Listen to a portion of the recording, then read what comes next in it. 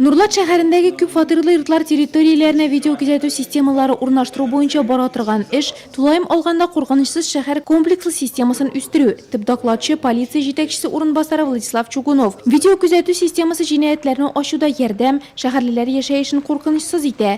Әмма күп фатирлы йортларда яшәүчеләр аның өстенлеген танырга теләми.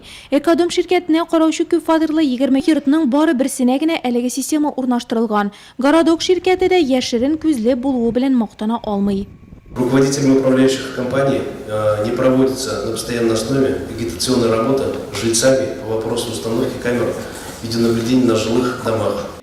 Әлеге мәсьәләне дәвам иткән шәһәр башкарма комитеты җитәкчесе урынбасары Рәсим Мәкминов та шундый ук фикердә. По данной программе видеонаблюдение установлено в общественных местах, местах массового скопления людей при заездах в город. Все точки размещения камер видеонаблюдения были согласованы комиссией с выездом на место. В присутствии сотрудников исполнительного комитета города Нурлат, полиции и ПАО Таттелеком. Удобно инде. Килгән-киткән кеше сразу күренә инде. Кемнәр кергән, кемнәр чыккан инде.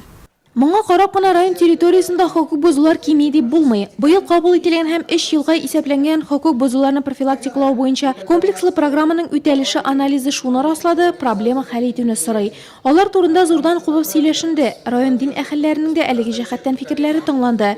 Балык булмаганнар арасында хокук бозуларны профилактикалау буенча башкарыла торган күп санлы чаралар анализланды. Әлеге җәһәттән комиссия рәисе ясаган нәтиҗә тулы бер темага йомгак буларак яңгырады.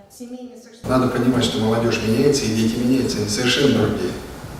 Старым багажом просто мы до них не достучимся. Надо обучить, подготовить, и потом мы сможем достучаться до детей. На одном языке надо разговаривать.